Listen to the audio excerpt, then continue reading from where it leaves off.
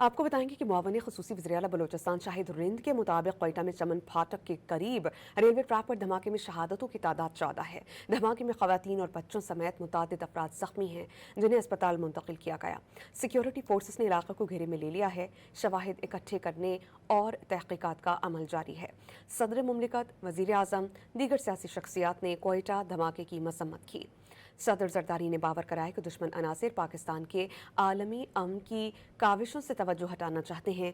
दुनिया दहशत गर्दों और उनके सरपरस्तों का असल चेहरा देखे। पाकिस्तान दहशत गर्दों और उनके सहूलतकारों को शिकस्त देगा। वज़ीर आज़म ने कहा कि दहशत गर्दी की बुज़दिलाना कार्रवाइयाँ आवाम के आज़म को हरगिज़ कमज़ोर नहीं कर सकती।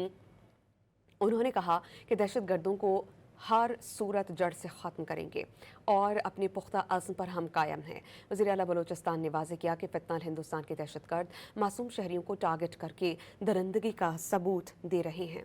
सूबे में दहशत गर्दों के लिए कोई महफूज पनाहगाह बाकी नहीं रहेगी। वज़ीर आला पंजाब, वज़ीर आला खैबर पख्तूनख्वा, शिमन पीपल्स पार्टी समेत दीगर सियासी रहनुमाओं ने धमाके की शदीद मसम्मत की।